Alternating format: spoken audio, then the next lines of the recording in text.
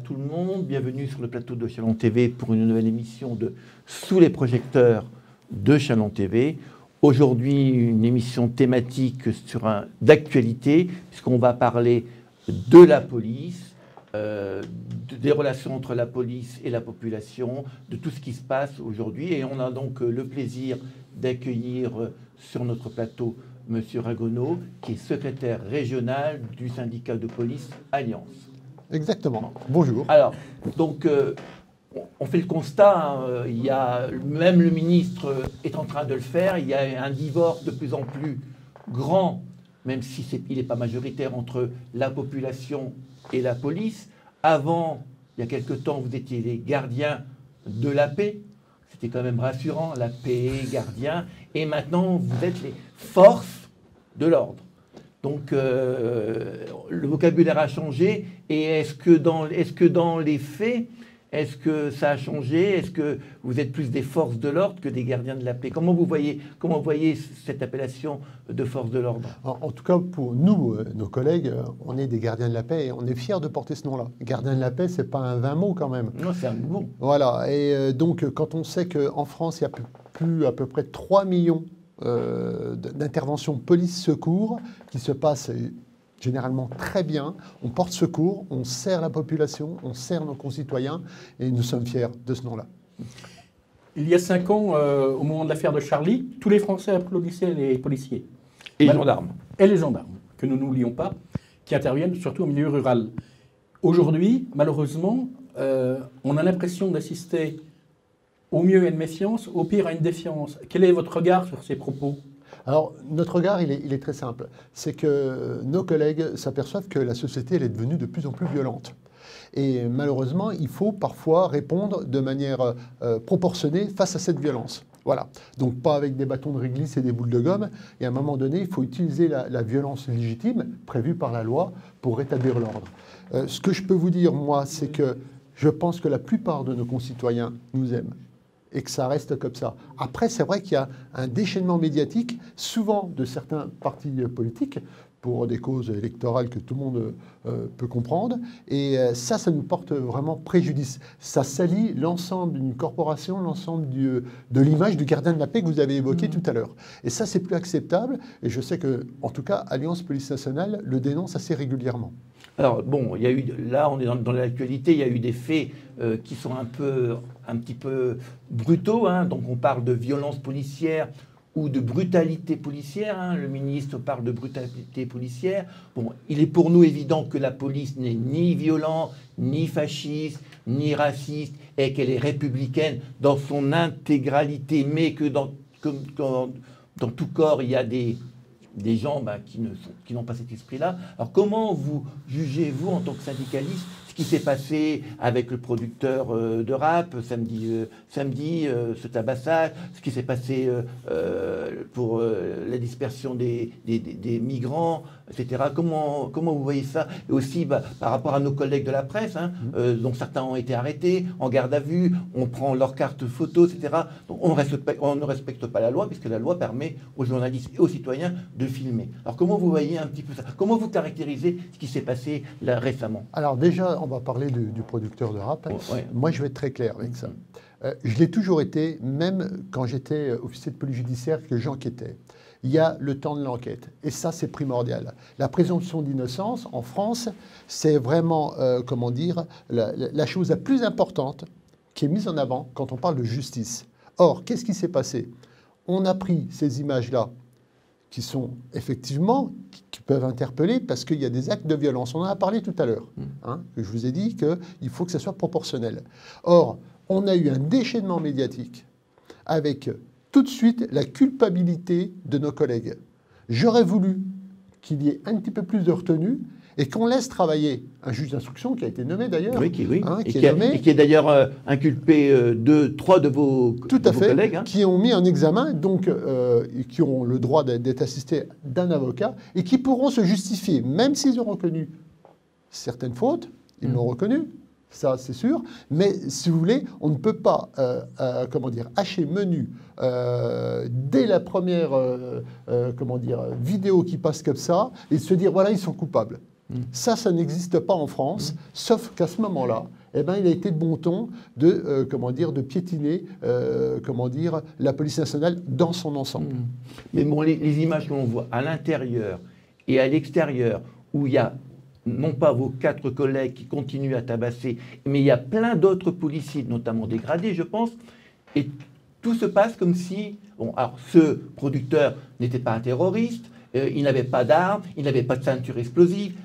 On ne comprend pas le public qui voit ces images, même si vos collègues sont présumés innocents, il voit ces images à l'intérieur, il voit ces images à l'extérieur, où il y a plein de forces de l'ordre. Et là, on ne peut pas dire qu'ils sont gardiens de la paix, il y a plein de forces de l'ordre, et il ne se passe rien. Ce producteur se fait tabasser, les images le montrent, et il y a même des propos racistes qui n'ont pas été enregistrés, mais qui, lui, témoignent de ça. Qui seront à démontrer. Qui sont à démontrer. Hein. Bon, mais le reste, les images, elles sont pas démontrées, elles ont été filmées par une caméra, d'où l'importance de la présence des caméras, qu'elles soient statiques, qu'elles soient des caméras d'État ou municipales, et des caméras des citoyens ou des journalistes. Alors, l'important dans cette histoire, c'est quel est le motif de l'interpellation de ce producteur. Ça, c'est l'enquête qui va le déterminer. Les policiers ont déjà fait, eux, leur réponse. Pour eux, il s'est soustrait donc à un contrôle de police avec une suspicion de transport de produits stupéfiants. Ça, l'enquête va déterminer si c'est réel ou pas. Exactement. Et ce que vous dites sur la deuxième vidéo, effectivement, on peut s'interroger pourquoi nos collègues, ceux qui sont autour, n'interviennent pas. Ça également, je pense que la justice va le démontrer et que tous les policiers qui sont sur place seront entendus. Et on leur demandera pourquoi ils ne sont pas intervenus. Vous savez, les responsabilités, elles vont vite se partager et elles vont être déterminées. Dégradés, il y en a toujours. Oui. Dégradés, il y en a toujours. Ils seront face à leurs responsabilités à ce moment-là. Mais c'est pour ça que je vous disais tout à l'heure, il faut vraiment prendre le temps, parce que dès qu'on jette au chien comme ça, à la vindicte populaire, on arrive à des énormités, et parfois on fait des raccourcis sur l'ensemble de la police nationale ou des gardiens de la paix qui composent. Est-ce que dans l'état actuel, par rapport aux caméras que vous devez porter lors de vos interventions, comment ça se passe? Est-ce que ces caméras répondent à votre demande? Est-ce que vous en souhaitez plus? Les caméras portatives. Ça, c'est le gros problème de la police nationale. À chaque fois qu'on nous donne un matériel, déjà, on ne demande pas aux gens qui vont l'utiliser si c'est bien ou si c'est pas bien, si c'est conforme à ce qu'on attend. Donc, on nous a donné ces caméras qui ne sont pas conformes, pas en nombre. Hein. Vous avez remarqué que les policiers de Chalon-sur-Saône sont quasiment dépourvus. Je crois qu'il y a 1 million de caméras sur...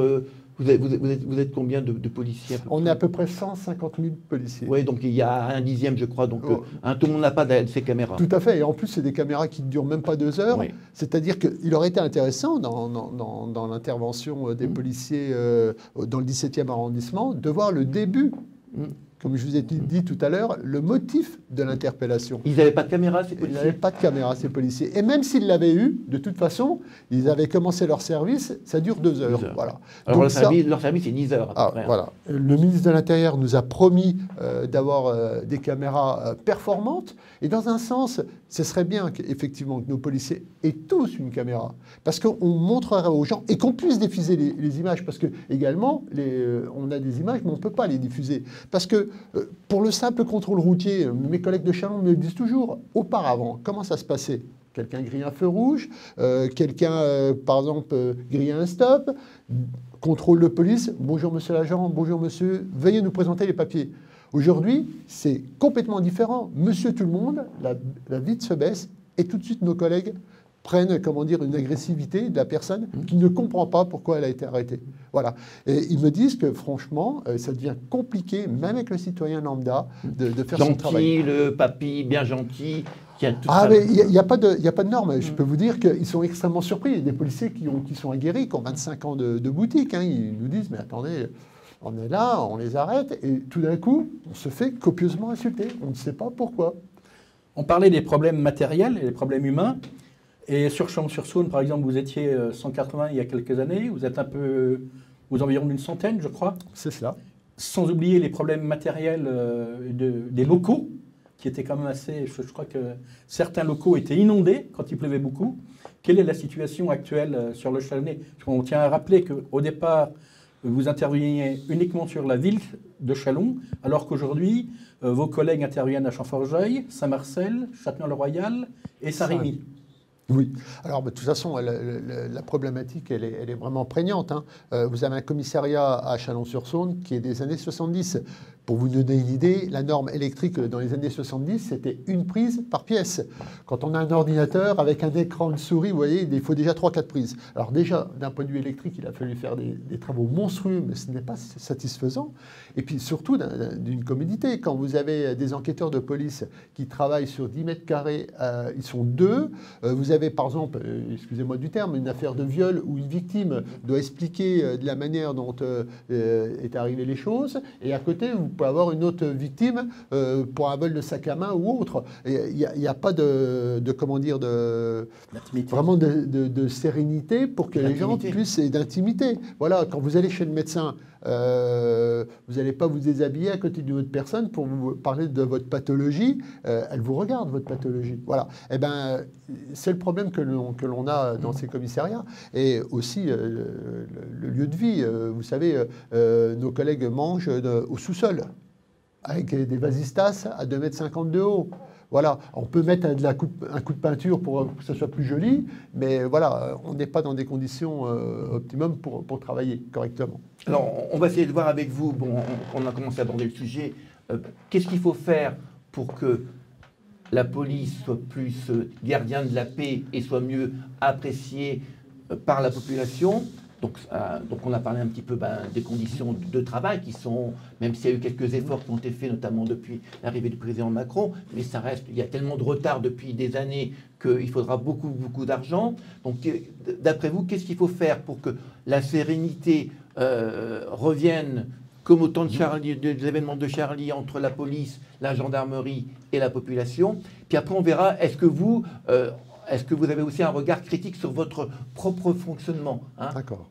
Alors, qu'est-ce qu'il faut faire? Alors, le sujet est vaste, hein, oui. Mais je vais essayer de synthétiser. Oui, oui. La première chose, ce sont les effectifs. Ce n'est plus possible. On a des collègues qui sont contraints d'aller très très vite sur le terrain. Vous voyez, un peu comme les urgentistes. Vous savez, le docteur qui vient quand vous êtes percuté par une voiture, il n'a pas le temps de dire bonjour, il n'a pas le temps de discuter, il n'a pas le temps d'être aimable. Eh ben, nos collègues gardiens de la paix sur la voie publique, c'est exactement la même chose. Ils sont tellement contraints de travailler extrêmement vite qu'on oublie parfois de dire bonjour ou d'avoir la correction nécessaire, de discuter avec les gens ou de prendre le temps avec les victimes.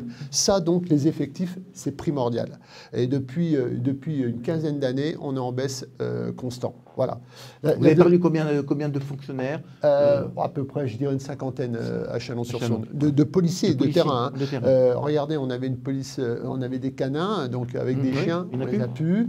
On essaye de maintenir artificiellement une brigade anticriminalité en ponctionnant à droite, à gauche pour qu'elle fonctionne. On a des enquêteurs de police qui, on était 24, je crois qu'on est de mémoire 13 ou 14, avec bien sûr un cumul de dossiers incroyable. J'ai un de mes collègues qui a eu 459 dossiers de violences faites aux personnes. Rendez compte la réponse, l'image que donne la police aux victimes qui attendent que justice soit faite, qu'il y ait une réponse. On arrête le coupable si on peut l'arrêter. Tout à fait, voilà. Et donc, il y a de la souffrance au travail. Mes collègues, ils souffrent. Je vais vous le dire sincèrement, à discuter avec certains de mes anciens collègues de Châlons, il y a un certain, parfois ils pleurent.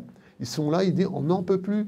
On ne nous écoute pas. Alors parfois la hiérarchie ne nous écoute pas, il faut être sincère, hein. La hiérarchie ne nous écoute pas forcément. On nous demande de sortir des dossiers, de faire des interventions. Regardez, il faut le terrorisme, les violences faites aux femmes, la lutte contre la toxicomanie, ça ce sont les... Garder les bâtiments. Religieux au public. Et le Covid, et on nous demande tout, et à chaque fois qu'il y a une annonce présidentielle ou du Premier ministre, le ministre de l'Intérieur sort des textes et on nous demande à nous sur le terrain, vous savez, c'est un millefeuille et ça devient indigeste.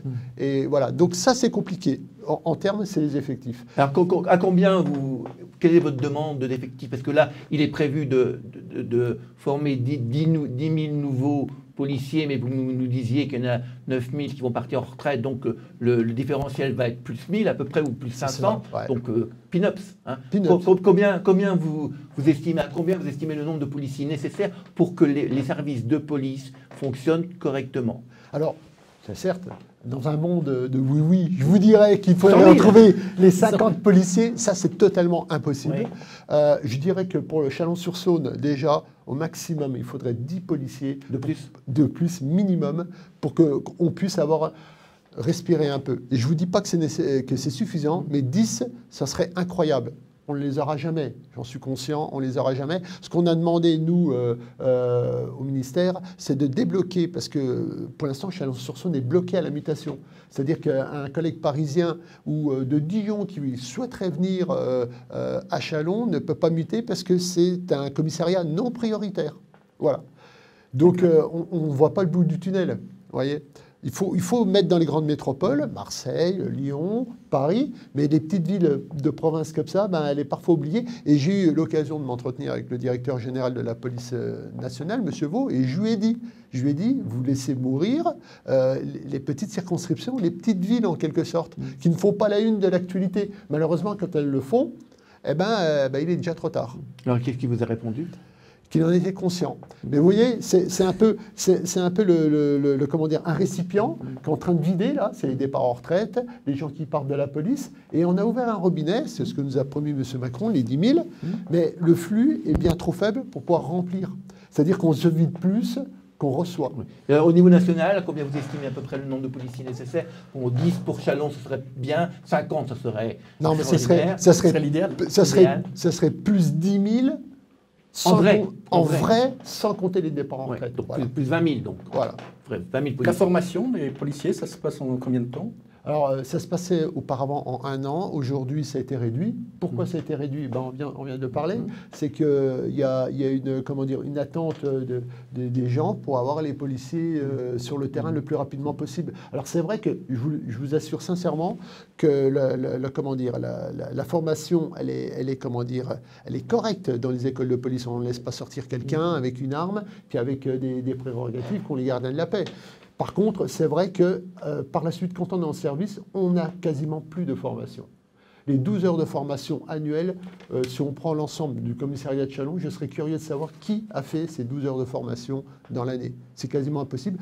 Je vous ai expliqué tout à l'heure les enquêtes, tout ce qu'il y a à faire. On n'a pas le temps de s'arrêter et parfois on nous dit non, on n'a pas le temps de faire ça, il faut faire ça. La formation, ça passera après. Avec vos collègues, la semaine dernière, il y a quelques jours déjà, vous avez rencontré le maire de cette ville, Jules Platret. Je suppose que vous avez évoqué et les problèmes nationaux et les problèmes locaux. Quel est votre regard par rapport à la police municipale qui devrait être renforcée après l'actuelle loi sécurité globale si elle passe? Alors, M. Platret a eu une écoute très attentive et ça, on va remercier. Il est très au sujet sur les sujets de la sécurité. Et ce qu'il nous a dit, c'est qu'il voulait bien sûr renforcer, c'est-à-dire la présence policière visible, puisqu'on voit très peu nos gardiens, parce que, comme je vous ai expliqué, ils bougent beaucoup. Et pour lui, c'est essentiel, et il a raison. C'est ce qui va rassembler la population avec nos polices, on va dire, nos polices. Et ça, c'est très important. Et ce qu'il souhaiterait faire, lui, c'est de mettre à disposition un nouveau commissariat où on puisse mettre la police municipale et la police nationale travailler conjointement au service de la sécurité et de nos concitoyens chalonnais. Mais pour vous, est-ce que la police municipale doit avoir les mêmes prérogatives, les mêmes droits, les mêmes devoirs que la police municipale? Je dirais non. Pour la simple et bonne raison, c'est que la sécurité, c'est une mission régalienne de l'État. Et il faut qu'on le garde. Pourquoi? Parce que autrement, on va avoir des villes extrêmement riches. Je prends l'exemple de Cannes, qui a une police municipale fantastique, des belles motos, Nice, etc. Et puis, on va avoir des villes de moyenne importance, moins riches, qui ne pourront pas se payer une sécurité. Donc, il faut que la sécurité, elle reste au niveau de l'État. Maintenant, c'est vrai que si on rajoute des policiers municipaux, ces policiers municipaux, en tout cas à Chalon, travaillent extrêmement bien et nous ramènent beaucoup de flagrants délits, c'est-à-dire des interpellations de personnes, par exemple, pour usage de stupéfiants. Eh bien, il y a l'effet pervers, c'est qu'on arrive à engorger aussi nos services, nos enquêteurs, parce qu'ils le remettent à disposition des officiers de police judiciaire du commissariat de la police nationale et on doit traiter le sujet immédiatement. Donc on abandonne tout ce qu'on fait pour traiter le travail de la police municipale. Alors effectivement, c'est l'effet pervers et ça pose parfois des problèmes au sein des services. Alors vous parlez de stupéfiants. Bon, nous, on a des retours de citoyens, par exemple des Pré-Saint-Jean, qui nous disent, j'ai grossi un peu le trait, mais que c'est le soir, c'est un peu le marché ouvert du cannabis et d'autres drogues, et que la police municipale ou nationale passe et qu'il ne se passe rien. Donc certains habitants ont le sentiment qu'ils vivent ça très mal parce qu'ils se sentent en insécurité, parce que les dealers, ce n'est pas des gentils, c'est pas des vendeurs de bonbons. Alors quel est votre regard là-dessus, sur le fait qu'il ne se passe rien? Ah, vous voyez, on rebondit déjà sur les effectifs. On a quand même une brigade des stupes à Châlons. Oui. Quand j'y étais, moi, en tant qu'enquêteur, ils étaient 4. Aujourd'hui, ils ne sont que 2. Oui. Voilà. Bon, déjà, voilà, ça, c'est un problème. Le deuxième problème, c'est que la procédure pénale, elle s'est largement alourdie depuis plusieurs années. Mais vraiment, largement. Quand on a dit qu'on allait, comment dire, alléger le code de procédure pénale, en fin de compte, il s'est alourdi. Et les procédures sont de plus en plus longues, de plus en plus fastidieuses, de plus en plus administratives. Et le temps de sortir, comment dire, toutes ces procédures pour pouvoir emmener devant les juridictions les auteurs, par exemple, de ce trafic de stupéfiants, ça met extrêmement... comment dire, c'est extrêmement long. C'est vraiment complexe. Hein, et vous savez, dans le trafic de stupéfiants, on ne s'arrête pas à la personne qui vend et à la personne qui consomme. Le plus intéressant, c'est de monter dans la pyramide. Si vous cassez la base, ça sera toujours remplacé. Maintenant, si vous montez au-dessus, ça mettra du temps avant. Et c'est là où les enquêteurs travaillent le plus. Et c'est vraiment de longue haleine. Et ça, c'est pas visible pour la population. Mais je peux vous assurer que nos policiers qui travaillent au niveau des stupes font des affaires extraordinaires. Bon, je voudrais avoir votre sentiment. Hein. Voilà, certains disent et pensent qu'en fait, il y a une sorte de compromis ou de compromission entre l'État, donc la police, et les dealers, pour que les banlieues qui vivent du trafic illégal, du commerce illégal des stupéfiants, restent tranquilles. Je prends 2005 par exemple. 2005, tous les sociologues qui ont étudié, pourquoi 2005 c'est l'embrasement des cités, parce que le ministre de l'Intérieur Sarkozy à l'époque voulait réprimer. Puis bon, les dealers ont dit ok, tu veux réprimer, on fout le feu. Est-ce que vous partagez ce sentiment ou pas, parce que bon. Alors moi je peux vous dire déjà, c'est qu'on n'a pas d'ordre, et ce serait de mentir de dire ça, d'ordre de nos supérieurs hiérarchiques pour dire oh là attention, n'enquêtez pas sur les stupéfiants dans la cité parce que vous allez mettre le feu. Ça c'est de l'ordre du fantasme. Par contre, la réalité, elle est là. C'est que dès qu'on intervient, dès qu'on commence à taper dans la fourmilière, effectivement, la réponse que l'on a, ce sont les violences urbaines. Voilà. Oui. Ça, c'est vrai. Les feux de voiture, les feux de voiture, les feux de poubelle, c'est ce qui s'est passé dernièrement. Et plus on sera nombreux, et plus on va, comment dire, avoir de violences urbaines. Pourquoi ça s'est calmé, les violences urbaines, mis à part ces derniers temps à Châlons.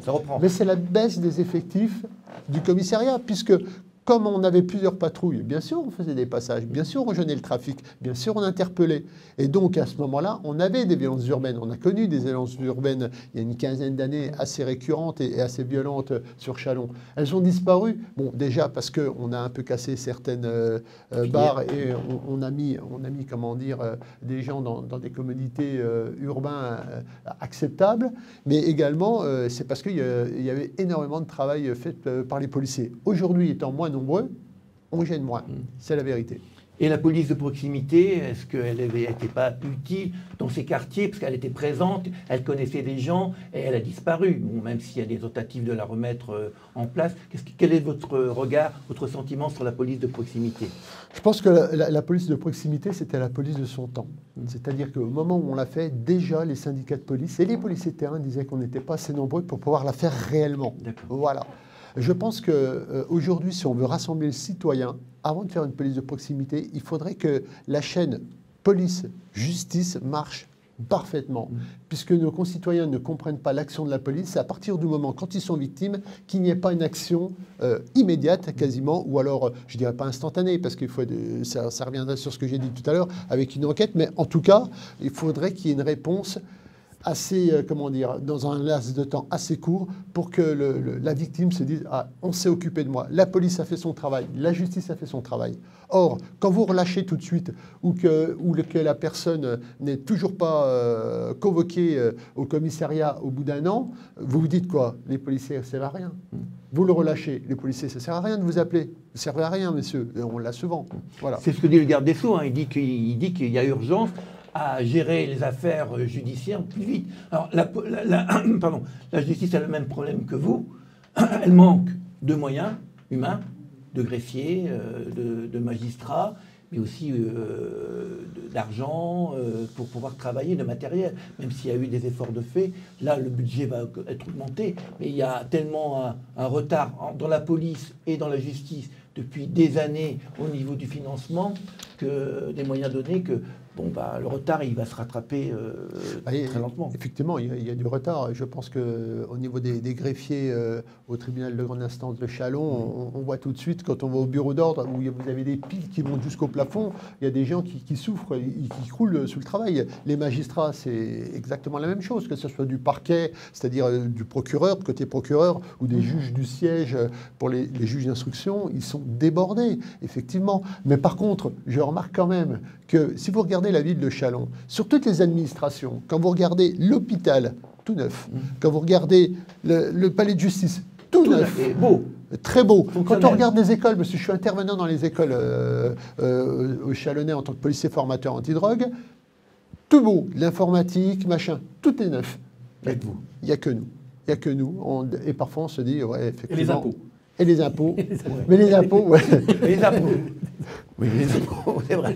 C'est vrai. Et pour en revenir à un problème d'actualité, est-ce que c'est une légende ou une réalité? On a dit qu'avec le confinement, les baisses de trafic avaient baissé. Par contre, et on l'a vu ces dernières semaines à Châlons, des incivilités grimpent, feux de poubelle, feux de voiture, agressions nocturnes. Feux d'artifice. Feux d'artifice, lancement quand même d'objets à l'égard des pompiers, puisque les pompiers, dans certains quartiers, aujourd'hui pour intervenir, doivent être encadrés par vos collègues, semble-t-il. Oui, Quel est votre regard là-dessus?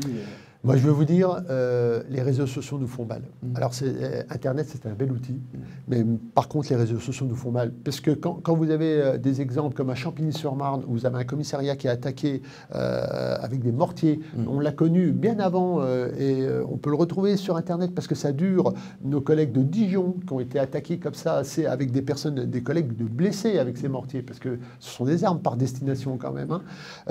On donne l'exemple, ça donne envie aux copains de faire la même chose.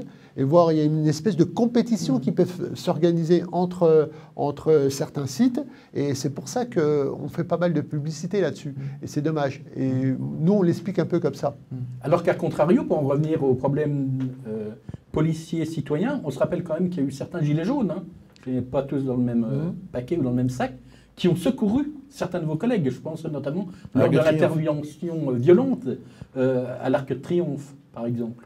Eh ben, voyez, là, on va être d'accord, parce que sur ce passage vidéo, on aurait tendance à dire tous les gilets jaunes étaient des massacreurs de flics, tous les gilets jaunes étaient là venus pour casser, etc. Voilà. Et tout de suite, nous, on l'a toujours dit, Alliance Police Nationale, non, il y a des gens, le droit de manifester, c'est un droit fondamental en France, il y a des gens qui sont là pour manifester, et tous ces casseurs sont venus troubler, flouter tout comment dire, tout ce que voulait démontrer, tout ce que voulait porter les Gilets jaunes. Effectivement, on n'a jamais fait d'amalgame. C'est vrai dans toutes les manifs, hein, celles de la CGT pareil, elles sont polluées par des groupes Black Box qui viennent, leur seul but c'est de casser du flic et c'est de casser aussi tout ce qui peut être pour eux du capitalisme, et ils récupèrent bien ce qu'il y a à l'intérieur des magasins. Hein. Voilà. Donc, j'aurais une autre question. Quel est votre regard sur l'article 24 qui a déclenché toute cette mobilisation des organisations militaires, des syndicats, des journalistes? Quel est votre regard sur cet article 24 qui va être réécrit? Puisque... Alors, le syndicat Alliance avait été porteur auprès du ministre. Il y a une raison à cela. Une raison, c'est que pas mal de nos collègues policiers sont mis sur les réseaux sociaux et sont, comment dire, avec leur nom, leur adresse. Et c'est les femmes, les conjoints ou les conjointes, les enfants qui sont attaqués. Moi, je suis fils de policier et j'étais fier quand le professeur me disait mais quelle est la profession de ton papa? Je marquais Policier. gardien de la paix. Et aujourd'hui, moi, je l'ai dit à mes enfants, et maintenant ils sont assez... Ne marque pas. Il Ne marque le dis quoi? pas, Il ne marque le dis quoi? pas. Fonctionnaire. Fonctionnaire, voilà. Pourquoi? Parce que nous sommes attaqués dans notre vie privée. Et le floutage, vous voyez, c'est la désinformation qu'il y a eu depuis le départ dans cet article 24. On a parlé de floutage quand on lit l'article 24. Pas de floutage. On a parlé d'interdiction de filmer quand on lit l'article 24. Il n'y a pas d'interdiction de filmer, de filmer, excusez-moi. Mais c'était par rapport à la diffusion, parce que si on filme et qu'on ne diffuse pas, ça ne sert à rien. Hein. Alors, la diffusion, alors peut-être qu'elle a été mal rédigée Oui. dans ce sens-là, mais la diffusion, c'était, vous savez, c'est exactement la même chose qu'ce qu'on a appelé dans les années 2007 le happy slapping. Le fait de filmer à l'école son camarade en train de se faire taper dessus, qu'est-ce qu'il y avait de répréhensible, le fait de filmer? Rien du tout. Aujourd'hui, la loi, elle dit non, vous n'avez plus le droit de filmer, sauf si c'est pour l'amener, comment dire, devant la justice. Et voilà, c'est exactement la même chose qu'on demandait. Alors, peut-être que ça a été mal écrit, mais je pense qu'au départ, il y a eu encore des lobbying qui ont été faits au plus haut pour faire de la désinformation. Mais bon, s'il n'y avait pas toutes ces images qu'on a vues, bon, je pense à la manif, à une manif où on voit un gradé qui fait un croche-patte à un manifestant. Mais on n'interdit pas de fumer, et bien au contraire. Nous, ce qu'on ne veut pas, c'est jeter l'identité en pâture. Je vous donne un exemple. À Vichy, il y a 1 mois et demi, il y a deux femmes qui ont été agressées par une bande de jeunes, une jeune femme qui était enceinte de 8 mois, à coups de pied et à coups de poing. Les policiers sont intervenus. On a montré que la partie, quand les policiers sont intervenus, on a dit violence policière. Mais le pire de tout ça, c'est qu'à partir de ce moment-là, on a mis le nom de ce fonctionnaire de police qui est intervenu, son numéro de téléphone et son adresse. Voilà. Donc on ne veut pas que nos policiers soient jetés en pâture de cette manière. On comprend très bien. Bon, la loi sur le séparatisme qui va être programmée, enfin qui va être votée bientôt, va protéger tous les fonctionnaires. Parce que n'oublions pas aussi que nous avons un enseignant, Samuel Paty, qui a été mis en pâture. On a dénoncé et on a mis son nom, ses heures de sortie, etc. Et on sait la fin qu'il a eue. Donc on comprend très bien que la police, sa vie privée, comme tout citoyen, c'est sa vie privée. Mais c'est vrai que cette loi, elle était très ambiguë. Et même des organisations comme Amnesty International, qu'on ne peut pas... qui sont prix Nobel de la paix, qui sont là depuis plus de 50 ans, ont critiqué ça et disent que la France est sur la voie de la répression. Alors, bon, certains disent on est une dictature. Moi, je pense que ce mot-là, il faut être prudent parce que être en dictature, allons en Chine, on verra ce que ça veut dire. Quand on dit police, policier, SS, c'est des gens qui n'ont pas connu ce que c'était que les SS. Faut arrêter. Je pense que les mots ont de l'importance et qu'on emploie n'importe quoi pour dire n'importe quoi. Tout à fait. Alors ma dernière question, c'est par rapport à l'IGPN. Bon, l'IGPN, c'est un corps qui est pour faire l'audit de la police, voir comment ça fonctionne, mais aussi pour surveiller le comportement éthique des policiers. Alors le problème du l'IGPN, c'est que c'est des policiers nommés par des policiers, qui rendent compte à des policiers, etc. etc. Donc, beaucoup de gens, dont Amnesty, dont je disais tout à l'heure, ça fait 30 ans que Amnesty demande que les JPN soient une structure totalement indépendante, où bien sûr il y aurait des policiers, mais pas que des policiers. Je pense par exemple au défenseur des droits, qui est personne indépendante, qui était l'ancien ministre Toubon, qui était très critique par rapport à l'IGPN, parce qu'il avait des recommandations qui n'ont jamais été suivies. Alors, quel est votre regard sur l'IGPN, qui est un peu, voilà, on fait sa cuisine ensemble Alors, si ça donne ce sentiment-là, je peux vous donner un chiffre, et ça, c'est pas la police nationale qui le donne, c'est comment dire, justement, les organisations mondiaux, comme vous avez cité. La police nationale, ça représente à peine 7% des fonctionnaires en France. 60% des sanctions qui sont données aux fonctionnaires sont données aux policiers. Vous vous rendez compte? Si l'IGPN était conciliante avec nous, on n'aurait pas ces chiffres-là. Après, vous pouvez parler avec n'importe quel policier. Il va vous dire que si vous avez affaire à l'IGPN, ben, vous êtes mal. Parce qu'on ne vous fait pas de cadeaux. Moi, j'accompagne assez souvent mes collègues qui sont entendus parce qu'on a le droit... pour une procédure administrative. On a le droit d'être accompagné, on n'a pas le droit de parler, mais on a le droit d'être accompagné. Et je peux vous dire qu'ils ne font pas de cadeaux. Et quand ils passent en conseil de discipline, pour en faire partie également en tant que représentant du personnel, l'administration, face aux recommandations de l'IGPN, ne fait pas de cadeaux. En Bourgogne-Franche-Comté, nous avons eu plusieurs collègues qui ont été révoqués. Et ça, c'est malheureusement... aussi, il n'y a pas de communication de notre institution là-dessus. Et c'est quand même dommage. Alors maintenant, de mettre que des personnalités en dehors de la police nationale. Mixées. Pourquoi pas? Moi, on est ouvert à tout. L'essentiel, c'est de dire aujourd'hui que ce n'est pas vrai. L'IGPN ne cache pas des bourdes que feraient ou seraient supposés faire certains policiers. Moi, je pense que si l'IGPN était complètement indépendante, son image de marque, même si elle travaille bien, parce que vous dites, elle prend des sanctions et quand un policier passe devant l'IGPN, c'est pas beaucoup, salut copain, on va boire un café. C'est un moment difficile. Bon, si elle était neutre, indépendante, je pense que son image de marque par rapport à la population serait renforcée et que ça enlèverait des critiques par rapport à ça. Parce que par exemple, le défenseur des droits, il dit, moi j'ai fait 36 demandes de sanctions par rapport à des policiers et je n'ai jamais eu de suite de l'IGPN. Le défenseur des droits... oui. Alors, vous savez, le défenseur des droits, moi, je connais très bien l'affaire, des affaires en tout cas, c'est qu'il y a une part d'idéologie. Il est dans son rôle. Il est dans son rôle. Maintenant, soit on a un ministre de l'Intérieur qui est avec ses hommes et qui donne des instructions fermes et qui peut également condamner, comme il a fait ces derniers temps, ou alors, comment dire, être avec ces policiers.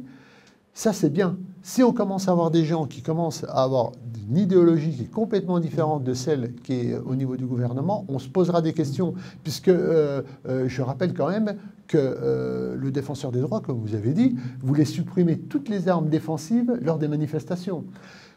Pour avoir été 5 ans CRS, je peux vous dire une chose, que pour mettre un coup de matraque, vous en prenez 10 dans la figure. Ce qui veut dire qu'aujourd'hui, nos collègues CRS, nos collègues gendarmes mobiles qui sont sur les manifestations, et voire même certains de nos collègues à Châlons qui font des manifestations, parce qu'on n'a pas toujours les CRS, comment dire, si on leur a enlevé les armes, il leur reste quoi?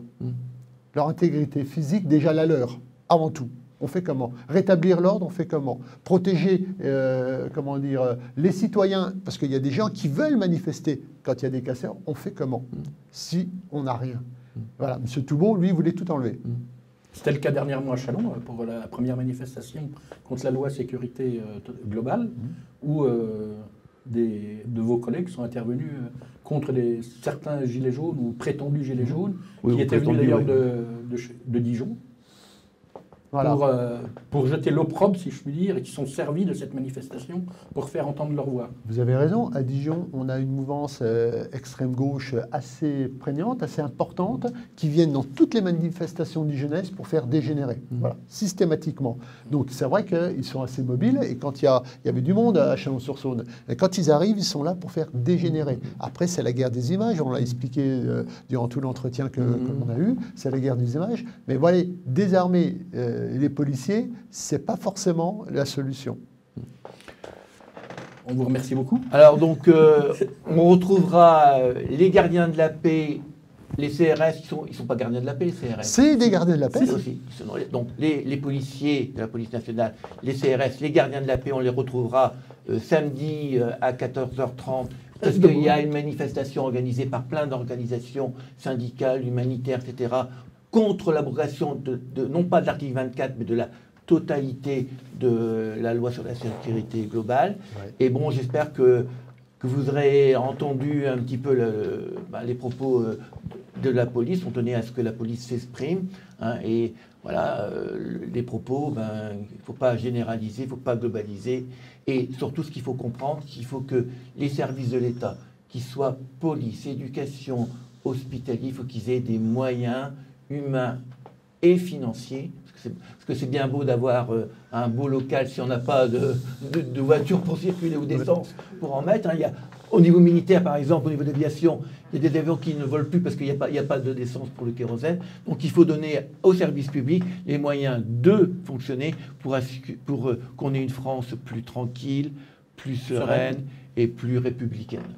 Merci, monsieur le secrétaire régional de syndicat Alliance, de votre présence. Voilà, j'espère qu'on pourra se retrouver, faire un plan, un bilan. Pourquoi pas débattre avec des représentants des associations humanitaires.